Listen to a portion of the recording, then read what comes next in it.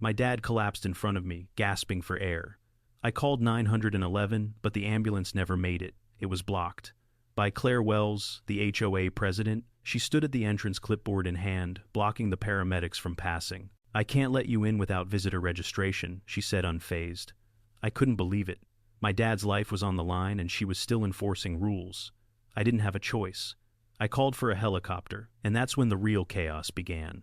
I ran out the door, panic bubbling up in my throat. The flashing lights of the ambulance were still stuck at the entrance.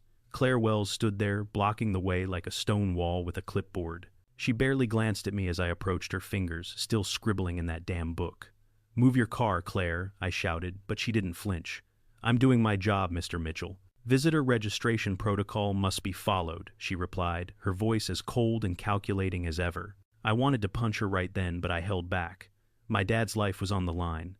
"This is an emergency," I yelled. "You're blocking the ambulance." She smiled, that same smug, unbothered grin she always had when she was in control. "I understand this is stressful, but rules exist for a reason."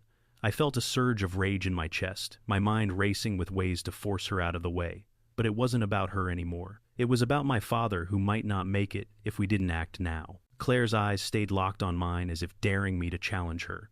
It was clear she thought she could win. This wasn't just about a gate, it was about control. The more she dug her heels in, the more I knew I couldn't let her win. I pulled out my phone. "Mike, I need the helicopter here now. This woman's not letting the ambulance through."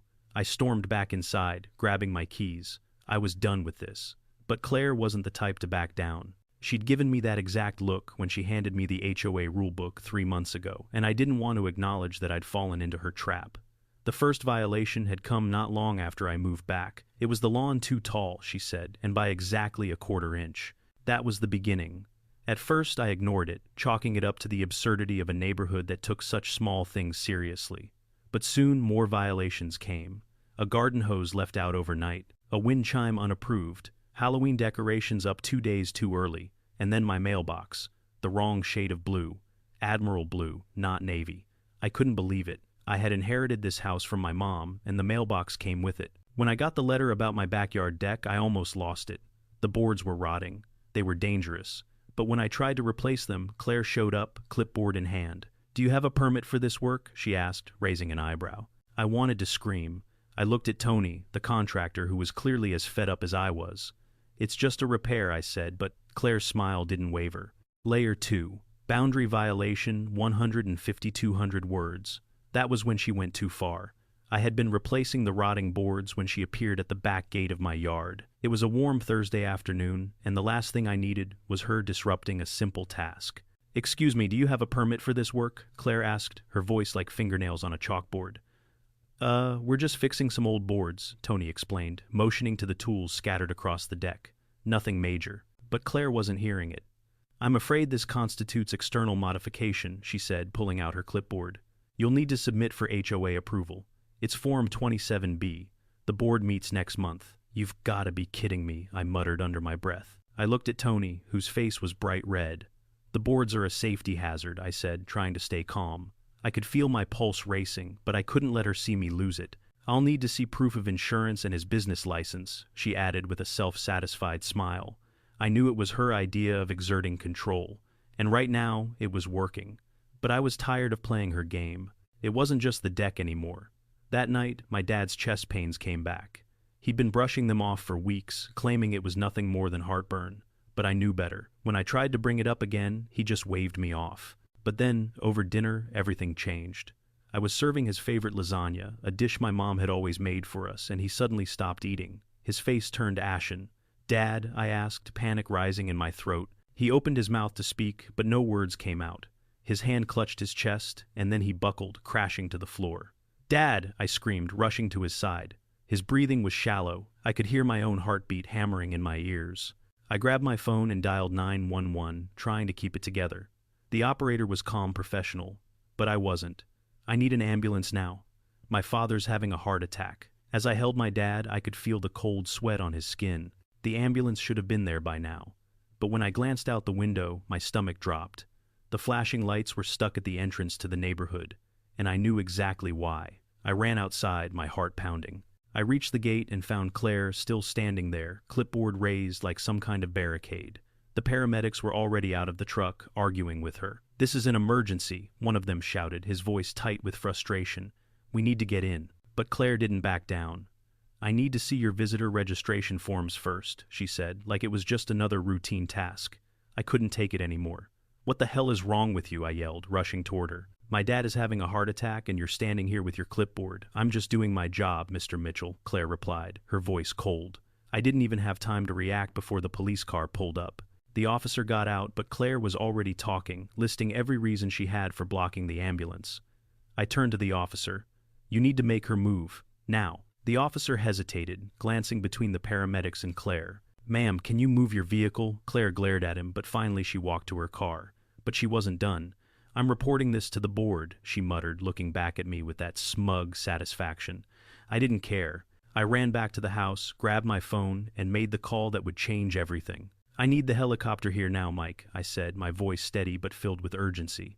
Mike was my old flying buddy from the medevac days. He knew how serious this was.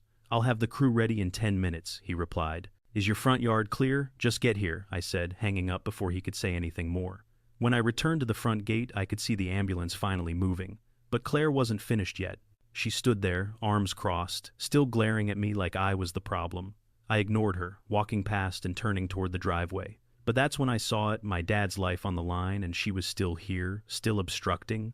This had gone too far. I heard the faint sound of helicopter blades cutting through the air as the chopper approached. I turned back to Claire, eyes cold. "You don't get to decide this time, Claire. My dad's life is more important than your stupid rules." As the helicopter circled overhead, I knew I had taken it to the limit, and there was no turning back.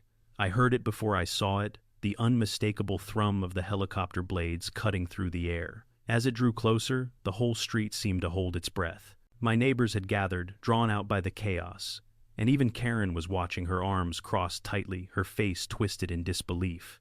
"Are you insane?" She screamed at me as I walked toward the ambulance, my eyes locked on the flashing red lights. The paramedics were already unloading their gear, preparing to get my father into the ambulance. They'd had to fight for every inch of ground with Karen standing in their way until the very last second. Now she was trying to turn the attention onto me. "I'm doing my job," she shouted, her voice rising in fury. "This is a violation of HOA rules. You can't just shut up," I roared, stepping closer to her. "My father almost died because of you. You've been blocking medical help for hours while I've watched him suffer. Do you think this is still about your stupid rules? It's life and death, Karen." She looked stunned, her composure breaking for just a second. But then her usual arrogance crept back. "I will have you removed from this neighborhood," she hissed. "I'd like to see you try," I shot back. But my attention was already on the chopper hovering above my lawn, ready to take my father to the hospital. The helicopter lowered itself, the roar of the rotors growing deafening as it touched down on the front lawn. My neighbors scattered some filming with their phones, others standing in stunned silence. But none of them were looking at me. They were all staring at Karen, waiting for her to do something to stop being the barrier she had been. "This is happening," I muttered under my breath. The chopper was here, and there was no going back. I saw Mike waving from the cockpit, giving me the signal. We didn't have much time. But as I walked toward the helicopter, I noticed something. Karen was still standing there, clipboard in hand, looking as though she could command the entire scene to stop if she wanted to. But I wasn't the only one who was fed up with her, Karen said, Colonel Bryant stepping forward from the crowd. He was a veteran, always at odds with her over his hedge height, but today it wasn't about shrubs. "You're blocking medical services, and that's not something we tolerate. Your rules aren't more important than people's lives." The crowd murmured in agreement, and for the first time I saw Karen's facade crack. But she wasn't ready to give up. "You don't understand," she shouted, her voice trembling with anger. "This is about maintaining standards. I'm just doing what's best for the community." "No," a neighbor called out, "you're doing what's best for you." That was the moment her grip on Oakwood Estates started slipping. No one was buying her act anymore. The paramedics swiftly transferred my dad onto the helicopter stretcher. I felt my heart race again, but this time it was with hope. He was going to make it. The ambulance wasn't going to save him, this helicopter was. But just as I was about to step onto the helicopter myself, I heard Claire's voice again. "This is unauthorized," she screamed. "You can't land a helicopter here. This is against every HOA bylaw, every noise ordinance." I turned to her, feeling the anger bubbling up inside me. I was done with her. "Shut up. You can't talk to me like that," she shouted, her hands shaking with rage. "I will have you evicted. I stepped forward, closing the distance between us. The officer who had been standing by was moving in to restrain her as she began waving papers around, but I was done. "No, Claire," I said, my voice steady but cold. "You don't get to do this anymore. This isn't about you or your rules. My father almost died because of you." Her eyes darted from me to the helicopter and back, trying to find some shred of control she could cling to. But there was nothing left. She had lost. The officer finally stepped forward and grabbed her arm, pulling her back. "Ma'am, you're obstructing emergency services. I'm going to have to ask you to leave the area." Her face went from red with fury to pale with humiliation as the officer escorted her away. It was a moment I thought I'd never see, Claire Wells being dragged off the scene powerless. I turned to the helicopter, giving Mike a nod. "Let's go," I said. The helicopter's engines roared to life as it took off, lifting my father into the sky. I watched the neighborhood fade beneath us, the last echoes of Karen's protests growing distant, and in that moment I knew everything had changed. The grip she'd held over this neighborhood was shattered. The helicopter lifted off, and I finally allowed myself to breathe. My dad was on his way to the hospital stable and in good hands. I stood on my front lawn, watching the rotor blades grow smaller in the distance. My neighbors had gathered, and for the first time since moving in, I saw their faces no longer distant but connected by the same shared moment. Mike came over, clapping me on the back. "You did what needed to be done, man." Colonel Bryant, a gruff but honorable guy, nodded. "It's good to see someone finally stand up to her," he said with a rare smile. Sadie, who'd quietly supported me through all the HOA nonsense, was next. "I never thought I'd see a helicopter land in Oakwood Estates," she said, her voice full of awe. "But I'm glad it was you who did it." I wasn't just breathing a sigh of relief for my father anymore. I felt a deep sense of change. The community was starting to shift too. They weren't afraid of Karen anymore. I wasn't afraid of her anymore. And I knew that was the first step toward real change here. The HOA meeting was scheduled for Wednesday evening. I couldn't wait to see how things would unfold. When I walked into the community center, the room was packed not just with board members but with nearly every resident. And there, at the head of the table, sat Claire Wells. Her usual self-assured posture was gone. She looked more like a woman clinging to her last ounce of power. "This emergency session of Oakwood Estates Homeowners Association is now in session," Claire began, her voice shaking slightly. "We are here to address the blatant violations committed by resident Jack Mitchell on Sunday evening." I couldn't hold back. "You blocked an ambulance from getting through. That's why I had to take drastic measures." The room went silent. But then Colonel Bryant stood up. "I move to dismiss all charges against Mr. Mitchell and vote on whether Claire Wells should continue as HOA president." One by one, hands shot up in support of me. Even Sadie, who had kept a low profile until then, raised her hand. The vote was quick. Claire Wells was voted out as HOA president. The applause was deafening. I could see her face go from red with anger to pale with humiliation as the reality sank in. She'd lost. The next few weeks were a whirlwind. My dad was recovering well, and the neighborhood was buzzing with change. Sadie was voted in as the new HOA president, and the first thing she did was announce a relaxed set of rules. No more ridiculous lawn height restrictions. No more arbitrary fines for small things like wind chimes or Halloween decorations.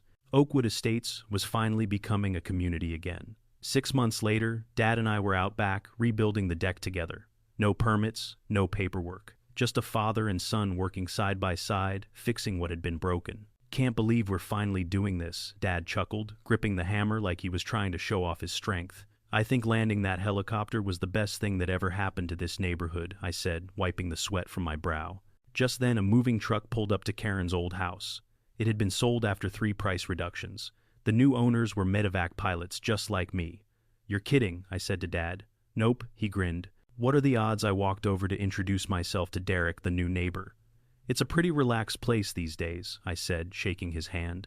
"Yeah, I heard about the helicopter," he laughed. "Seems like it's the place to be for medevac pilots."